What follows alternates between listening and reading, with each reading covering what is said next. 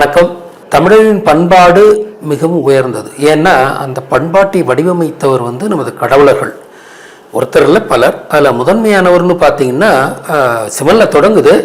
இருந்தாலும் சமணம் என்ற ஒரு வாழ்வியலை தாபித்து வாழ்க்கையில் 7 பரிமாணங்களை எல்லாம் கற்பித்து சப்த மாதாக்களை உருவாக்கிய முருகன் தான் நமது வாழ்வியலை முறையாக வழிகாட்டியுள்ளார். அவர் தான் முதல்ல இப்படித்தான் வாழணுன்றதுக்கான நல்ல ஒரு வழிகாட்டியாக இருந்தவர் முருகன் தான்.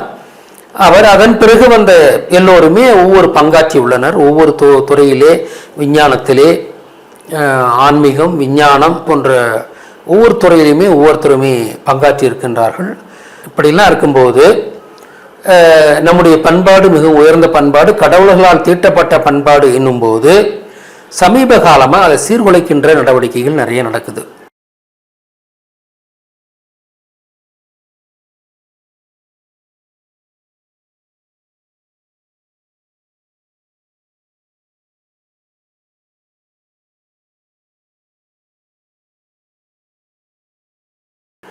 அவங்க உலகத்தை எல்லாரையும் குறி வச்சாலும் கூட அது தமிழர்களை குறி வைக்கிறாங்க.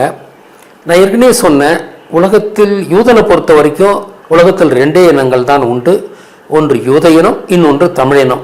யூதன் இல்லாத எல்லோரையுமே அவன் தமிழனாக தான் பார்க்குறான். உலகத்தினுடைய அத்தனை பேரையும் அவன் தமிழனாக தான் பார்க்குறான். நீங்கள் வெள்ளக்காரனாக இருந்தாலும் அவன் தமிழன்னு தான் அவன் பார்க்குறான். யூதர் வர்சஸ் தமிழ் அப்படி தான் அவன் பார்க்குறான். அதனால் அவர்கள் தமிழர் கலாச்சாரத்தை அழிப்பதில், ஏன்னா யூதர்களுக்கு கலாச்சாரம் கிடையாது, பண்பு கிடையாது. அவங்ககிட்ட இருக்கிறதெல்லாம் அப்படின்னு ஒன்று இருந்ததுன்னா அது ஒரு கேடுகட்ட கலாச்சாரம் தான் நம்ம சொல்லணும். அவங்க வாழ்ந்த அவங்க வந்த பின்புலம் அப்படிப்பட்டது. அதனால் அவங்க என்னென்னா அவங்கள போல நாமளும் ஒழுக்கங்கட்டு இருக்கணுன்றதை எதிர்பார்க்குறாங்க. உலகம் எல்லாருக்கும் ஒழுங்கீனத்தை உருவாக்குற மாதிரி தான் அவங்க நடந்துக்கிறாங்க. அப்போ அவங்க தொடர்ந்து அதுக்கு முயற்சி செய்கிறாங்க. உலகத்தினுடைய மக்களுடைய ஒழுக்கம், பண்பாடு இதெல்லாம் ஒழிக்கணுன்ற எண்ணத்தில் அவங்க இருக்கிறாங்க. அதில் நாம் ரொம்ப என்டேஞ்சர்டு ஸ்பீசிஸ் அப்படின்னு சொன்னால் தமிழர்கள் தான் சொல்லணும். ஏன்னா கலாச்சாரின் மூல ஊற்று நாம தான் இருக்கிறோம். அதனால் நமது கலாச்சார அழிப்பதில் அவங்க கூடுதலான, ஏன்னா இதுக்கு இருக்கிற பெருமைகள் வேறு. இன்னொன்று நான் சொல்கிறேன் பாருங்கள், நமக்கு 7 வண்ண கோட்பாடு இருந்தது. அது யார்? முருகன் கொண்டு வந்த 7 வண்ண கோட்பாடு. இப்போ அவங்க என்ன கொண்டு வராங்க? இது வானவில்லை தான் அவங்க கொண்டு அதுவும் 7 வண்ணம். இன்ஃபேக்ட் வானவில்லை கொண்டு தான் முருகன் ஆசிரியத்தின் 7 வண்ண கோட்பாட்டை உருவாக்கினார்னு என்று நான் ஏற்கனவே பதிவு பண்ணியிருக்கேன். ஆனால் அந்த வண்ணங்களே கிடையாது, இது வேற வண்ணங்கள். இது தத்துவார்த்த வண்ணங்கள். ஆனால் தான் வாழ்க்கைன்றது கூட வானவில் கைவாள் போல இருக்கிறது. கைவாள் வாழ்க்கை, வாழ்க்கை அப்படின்னு நான் சொல்லியிருக்கேன். அப்போ இந்த வாழ்க்கைன்ற சொல்லை கொண்டு வந்தவர் முருகன். அது வானவில்லை என்று கொண்டு வந்திருந்தார். அந்த வாழ்க்கையை தீர்மானிப்பது 7 வண்ண கோட்பாடு. கருப்பு, நீலம், பச்சை, சிகப்பு, மஞ்சள், வெள்ளை, அப்புறம் டிரான்ஸ்பரன்சி எனும் நீர்வண்ண இதுன்ற இந்த 7 வண்ண கோட்பாடு ஆசிரியத்தின் கோட்பாடு. இது முருகன் கொண்டு வந்த கோட்பாடு 10,000 ஆண்டுகளுக்கு முன்பு. ஆனால் அந்த வாழ்வியலை, முருகன் முன்மொழிந்த அந்த வாழ்வியலை சீர்குலைக்கும் விதமாக இவங்களும் வானவில் கலரையே வச்சுக்கிட்டு தான் அந்த எல்ஜிபிடின்ற ஒரு முறைமையை தொடங்கியிருக்கிறாங்க. அது பரேடு நடத்திட்டு இருக்காங்க. அங்கங்கேயும் மக்களை அதற்காக இழுத்து அவங்கள அதற்குள்ளார இழுப்பதற்காக முயற்சிகள் செய்து கொண்டிருக்கிறார்கள். இதை நாம் வன்மையாக கண்டிக்கிறோம். நமது வாழ்வியல் முருகன் வகுத்த வாழ்வியல், நமது கடவுளர் வகுத்த வாழ்வியல். அதாவது அது திருநங்கைகள், அது இயல்பான ஒரு பிறப்பு குறைபாடு, அவ்வளோதான். அவங்கெல்லாம் முறையாக தான் நடந்துக்கிறாங்க.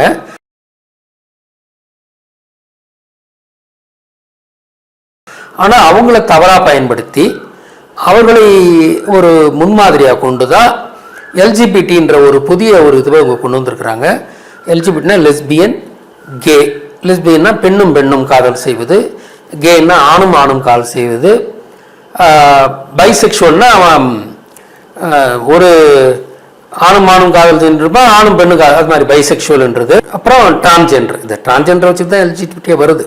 டிரான்ஸ்ஜெண்டர்னா திருநங்கைகள். Q+ன்ற கொஷன் நீங்கள் எதை வேணாலும் அதை வச்சுக்கலாம். அதாவது அவங்க என்ன சொல்கிறாங்கன்னா அனிமல் செக்ஸ் கூட அவங்க சொல்கிறாங்க.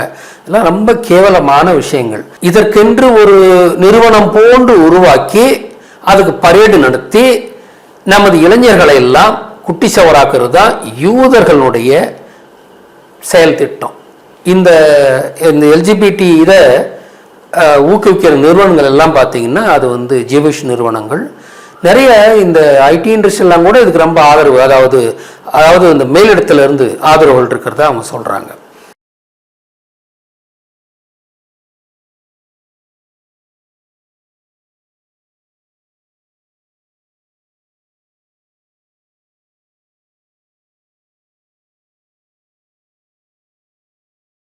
ஆக முன்ன சொன்னால முன்ன டிஸ்கோத்தை எல்லாம் வந்தது காரணமே வந்து அந்த ஐடி நிறுவனங்கள் தான் டிஸ்கோத்தை எல்லாம் கொண்டு வந்து இது பண்ண. அதே போல் இப்போ இந்த எல்ஜிபிடிக்கு அவங்க ஆதரவாக இருக்கிறது தான் சொல்லப்படுது. யூதர்கள் தான் இதை கொண்டு வர்றாங்கன்றதுக்கு வந்து இந்த மாதிரி இந்த எல்ஜிபிடியெல்லாம் கொண்டு வந்தான்றதுக்கு நம்ம ஏற்கனவே இங்கே தமிழில் விடியம் போட்டிருக்கோம். அது என்னென்னா அமெரிக்காவில் ஆணும் ஆணும் காதல் பண்ணிக்கிறாங்க. முதல்ல திருமணம் நடக்குது. அந்த திருமணம் நடத்தி செஞ்சுக்கிட்டது யாருன்னா தமிழக பிராமணர்கள். அமெரிக்காவில் இருந்து கொண்டு 2 ஆண்கள் கே திருமணம் செய்து கொள்கிறார்கள். அதே போல தமிழ்நாட்டைச் சேர்ந்த 2 பிராமண பெண்கள் அமெரிக்காவில் உலகின் முதல் லெஸ்பியன் திருமணம் செய்து கொள்கிறார்கள். 2015ஆம் ஆண்டில் 2 இந்திய வம்சாவழி அமெரிக்க பிராமண பெண்கள் முறையாக லெஸ்பியன் மேரேஜ் செய்து கொண்டனர். அதைத் தொடர்ந்து 2016ஆம் ஆண்டில் 2 தமிழ் பிராமண ஆண்கள் முறையாக கே மேரேஜ் செய்து கொண்டனர்.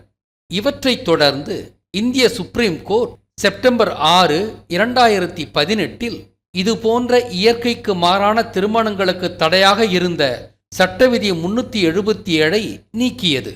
அதைத் தொடர்ந்து அடுத்த 21 நாட்களில் செப்டம்பர் 27, 2018 அன்று சுப்ரீம் கோர்ட் அடல்டரி குற்றமில்லை என்றும் அதற்கு தடையாக இருந்த 497 சட்ட விதியையும் ரத்து செய்தது.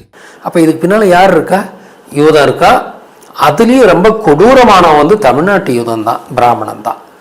உலகத்தையே வழிநடத்தி கொண்டு போகிற இவன் தான். ஏன்னா தமிழ்நாடு கலாச்சாரத்தை அழிக்கிறது தான் வந்தானுங்க.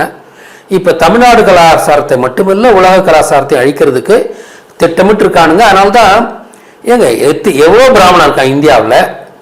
குஜராத்தி பிராமணர் இருக்கா, மராத்தி பிராமணர் இருக்கா, கவுட பிராமணர்கள், திராவிட பிராமணர்கள், 2 விதமான பிராமணர்கள், பட் நார்த் இந்தியன் பிராமணர், சவுத் இந்தியன் பிராமணர்லாம் இருக்கிறாங்க. அவ்வளோ இருந்து ஏன் தமிழ்நாட்டில் இருந்து இதை போய் இவங்க 2 ஆம்பளைகள் சேர்ந்து கே மேரேஜை அமெரிக்காவில் செஞ்சுக்கிட்டவன் தமிழ்நாட்டு ஆண் பிராமணர்கள் தான். அதே போல் 2 பெண்கள் சேர்ந்து உலகின் முதல் லெஸ்பியன் மேரேஜ் பண்ணதும் தமிழ்நாட்டு பிராமண பெண்கள் தான். இது ஏன் அவங்க அப்போ அவங்க டார்கெட் வந்து இது யாரை வேணாலும் வச்சு செஞ்சு வச்சிருக்கலாம். செய்ய வைக்கப்பட்டிருக்காங்க. அவங்களா ஒன்றும் செஞ்சிடல, அவங்கள வச்சு செய்ய வைக்கிறாங்க. ஏன் தமிழ்நாட்டை தேர்ந்தெடுக்கிறாங்க?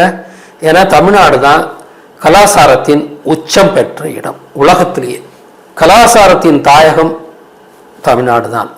உலகின் மூத்த மொழி தமிழ்னு எல்லாரும் சொல்லுவாங்க. அப்போ மூத்த கலாச்சாரமும் தமிழ் தான். தமிழ் வந்து அதை நான் சொன்னேன், இது வந்து 10,000 ஆண்டுகளுக்கு முருகன் உருவாக்கின கலாச்சாரம் தான் தமிழ் கலாச்சாரம் என்பது. அதை இவர்கள் அழிக்க முற்படுகிறார்கள். முருகன் வகுத்த அந்த 7 வண்ணத்தை அப்படியே இது பண்ணி இவங்க வந்து வானவில்லை அதற்கு அங்கீகாரம் வச்சிருக்கிறதே அதுக்கு ஒரு சான்று. ஆசீவகத்தை அழிக்க வருகிறார்கள் என்பதுதான் என்னுடைய பொருள். முருகன் ஆசீவகத்தை வானவில் இருந்தால் எடுக்கின்றார். அவன் வானவில்லை எடுத்துக்கிட்டு நம்ம வாழ்க்கை கெடுக்க வர்றான். எப்படி வாழக்கூடாது என்பதற்கு வானவில், எப்படி வாழ வேண்டும் என்பது ஆசீவகத்தின் 7 வண்ணங்கள்.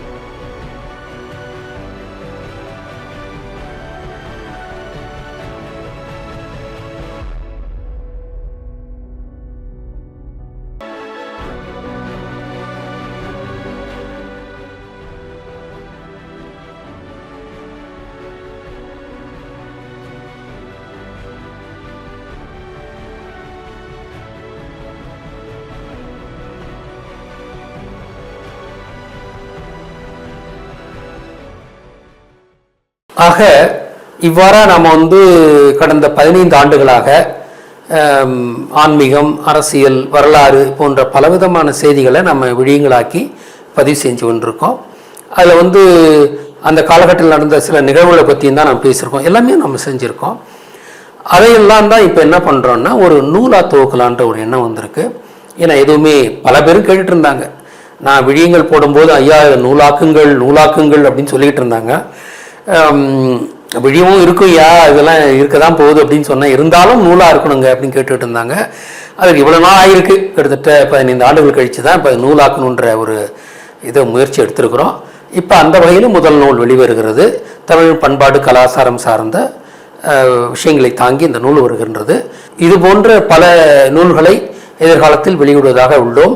அதில் வந்து நம்முடைய தமிழ் பண்டிகைகள் பற்றிய ஆய்வுகளை எல்லாம் செய்து அவற்றை வெளியிடப் போகின்றோம். இனி தொடர்ந்து அதுதான் தமிழ் சங்கத்திலிருந்து புத்தக வெளியீடுகளை நீங்கள் எதிர்பார்க்கலாம். இது போன்ற படைப்புகள் தொடர்ந்து வர உங்களுடைய ஆதரவு வேண்டும். அதுவும் பொருளாதார ஆதரவு மிக முக்கியமாக வேண்டும். நிதி இல்லாமல் எதையும் செய்ய இயலாது. எனவே உங்களால் இருந்த நிதிகளை சங்கத்திற்கு வழங்கி ஆதரவு கொடுங்கள். சங்கத்தில் பணியாளர்கள் இருக்கிறார்கள், அவர்களுக்கு மாத சம்பளம் கொடுக்க வேண்டியிருக்கிறது. தகுதியான நிதி சங்கத்திடம் இருக்கும்போது அது நல்ல செயல்களாக மலரும் என்பதையும் தெரிந்து கொள்ளுங்கள். மேலும் தகவல்களுக்கு கீழே கொடுக்கப்பட்டுள்ள வாட்ஸ்அப் எண்களை தொடர்பு கொண்டு தெரிந்து கொள்ளுங்கள். நன்றி, வணக்கம்.